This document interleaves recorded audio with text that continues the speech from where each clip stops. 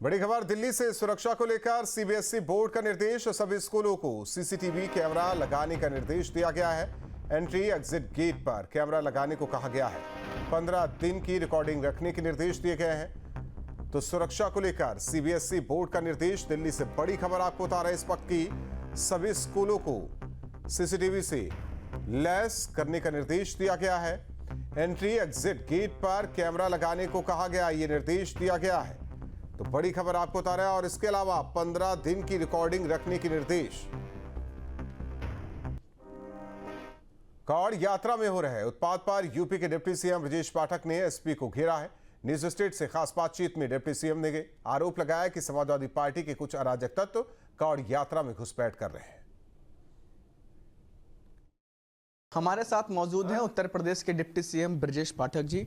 Sir, लगातार कांवड़ियों को लेकर के टिप्पणी हो रही है, क्या कुछ कहना चाहेंगे आप? देखिए, भगवान भोलेनाथ की जो सनातन यात्रा सदियों से चल रही है, कांवड़ यात्री प्रतिवर्ष माँ गंगा का जल लेकर के भगवान भोलेनाथ को अर्पित करने के लिए जाते हैं।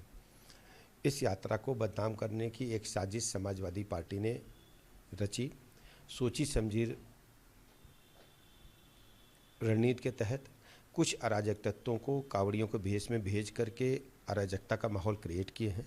हमारी सरकार ऐसे सभी अराजक तत्वों को चिन्हित कर रही है और हम कड़ी कार्रवाई करेंगे। किसी भी व्यक्ति को जो कानून तोड़ेगा उसको हम छोड़ेंगे नहीं। हर स्थिति में प्रदेश में हम कानून व्यवस्था में मेंटेन करेंगे। लेकिन मैं ये दावे के साथ कह सकता हूँ, ये सब उत्पात के पीछे समाजवादी पार्टी के समर्थक जो कांवड़िया के भेष में घुस करके आए हैं। इन्हीं दावों पर सवाल खड़े कर रही है, कार्रवाई को लेकर के भी सवाल। देखिए, एक एक व्यक्ति पर कार्रवाई होगी, चिन्हित हो रहे हैं और उनका कनेक्शन क्या है इसको भी खोला जाएगा। धर्मांतरण के तमाम मामले सामने आ रहे हैं, कैसे, क्या आप लोग की इम्पोर्टेंस है इंटेलिजेंस पे? हमारी जो अभिसूचना इकाइयाँ हैं, LIU है, विभिन्न एजेंसीज हैं, लगातार कड़ी निगरानी रखती हैं और यदि कोई मामला प्रकाश में आता है उस पर कड़ी कार्रवाई करती हैं। अभी जो भी मामले आए हैं सब पे जाँच चल रही है और एक एक व्यक्ति जो इस प्रकार की अवैध गैर कानूनी गतिविधियों में संलिप्त है उनके खिलाफ कड़ी कार्रवाई सुनिश्चित की जाएगी। बहुत बहुत शुक्रिया। तो ये थे हमारे साथ उत्तर प्रदेश के deputy CM Brajesh Pathak. Video journalist Hariram के साथ शुभम पांडे, न्यूज स्टेट, लखनऊ। अमेठी जिले में धान की रोपाई का सीजन तो निकल गया, लेकिन किसान डीएपी खाद के लिए आज भी परेशान है। जिले भर के किसानों ने कई दिन तक सरकारी गोदाम और सहकारी समितियों के चक्कर काटे, लेकिन ज्यादातर को खाद नहीं मिल सका। मजबूरी में किसानों ने बिना डीएपी के ही अपने खेतों में धान की रोपाई कर दी है। किसानों का कहना है कि समय पर खाद नहीं मिलने की वजह से अब फसल की पैदावार पर असर पड़ना तय है।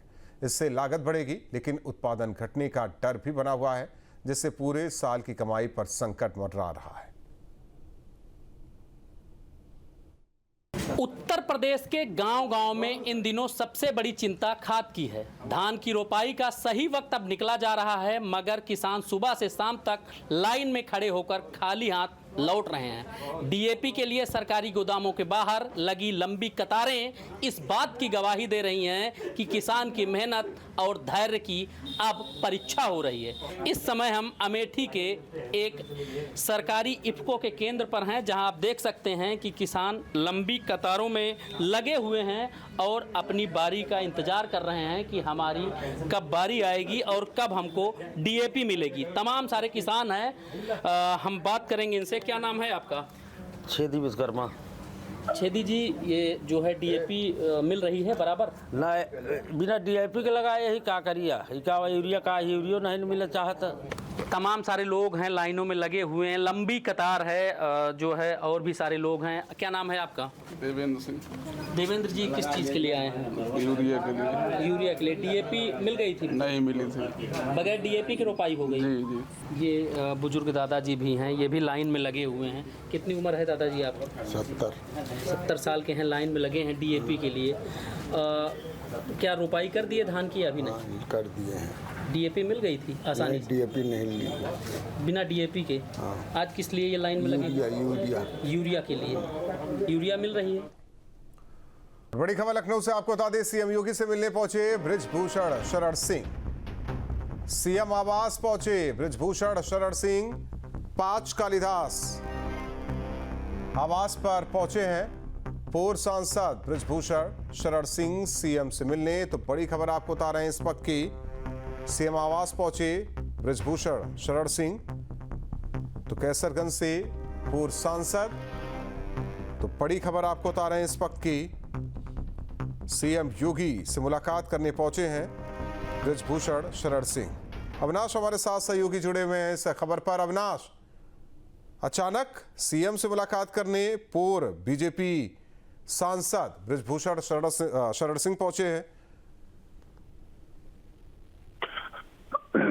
बिल्कुल राहुल, देखिए क्योंकि ये रूटीन मुलाकात है और जो जनप्रतिनिधि होते हैं, हालांकि अभी बृजभूषण जनप्रतिनिधि नहीं है क्योंकि इनके एक बेटे विधायक हैं और एक बेटे सांसद हैं, लेकिन फिर भी चूंकि अगर हम गोंडा की बात करें, बलरामपुर हो गया या फिर कैसरगंज हो गया, बहराइच हो गया, तो वहां पर अच्छा खासा प्रभाव रखते हैं और तमाम ऐसी चीजें होती हैं जो जनहित से जुड़ी हुई होती है। तो माना जा रहा है कि उन्हीं चीजों को लेकर बृजभूषण शरण वहां पर पहुंचे हैं, क्योंकि आमतौर पर देखा जाता है कि चाहे मौजूदा प्रतिनिधि हो, जनप्रतिनिधि हो या फिर पूर्व जनप्रतिनिधि हो, वो जन समस्याओं को लेकर मुख्यमंत्री से मुलाकात करता है। मसलन चाहे हम सड़क, बिजली, पानी की बात करें या फिर किसी और निर्माण कार्य की बात करें, तो माना जा रहा है कि बृजभूषण इसी लिहाज से मुख्यमंत्री के पास पहुंचे हैं। और इससे पहले भी मुलाकात दोनों नेताओं की होती रही है। जब पीएम मुख्यमंत्री नहीं थे तब भी दोनों नेता एक दूसरे से मुलाकात करते रहे हैं, तो इसको एक रूटीन मुलाकात की तरह देखा जा रहा है। धन्यवाद इस जानकारी के लिए। तो रूटीन मुलाकात की तरह देखा जा रहा है। तो 5 कालिदास मार्ग पर पहुंचे हुए हैं सीएम आवास पर मिलने पूर्व सांसद बृजभूषण शरण सिंह। मुजफ्फरनगर से बड़ी आतंकी साजिश का खुलासा, पश्चिम यूपी में दंगा भड़काने की साजिश का खुलासा। तो मुजफ्फरनगर से 3 आरोपी गिरफ्तार, पाकिस्तान का वीडियो वायरल कर दंगा भड़काने का आरोप, सांप्रदायिक तनाव फैलाने की रच रहे थे साजिश। आरोपियों के मोबाइल से कई खुलासे हुए। लोन वुल्फ आतंकी हमले की साजिश की कोशिश, यूएपीए, आईटी एक्ट, गंभीर धाराओं में केस दर्ज, फॉरवर्ड बैकवर्ड लिंक की जांच की जा रही है। गिरफ्तार नदीम मनोशेर रईस ककरौली निवासी है। मोबाइल की फोरेंसिक जांच में पुख्ता सुराग हाथ लगे हैं। एटीएस और अन्य एजेंसियां भी एक्टिव हैं। कावड़ यात्रा में सांप्रदायिक भावना को भड़काना इनका मकसद था। तो बड़ी खबर, हिंदू संगठनों पर मुसलमानों पर अत्याचार का आरोप लगाया गया। वीडियो कई जो कि पाकिस्तान के थे उसे हिंदुस्तान का बताकर फॉरवर्ड किया गया। आरोपियों के मोबाइल से कई खुलासे हुए हैं। इस संबंध में अभी हमने 3 लोगों को गिरफ्तार किया हुआ है।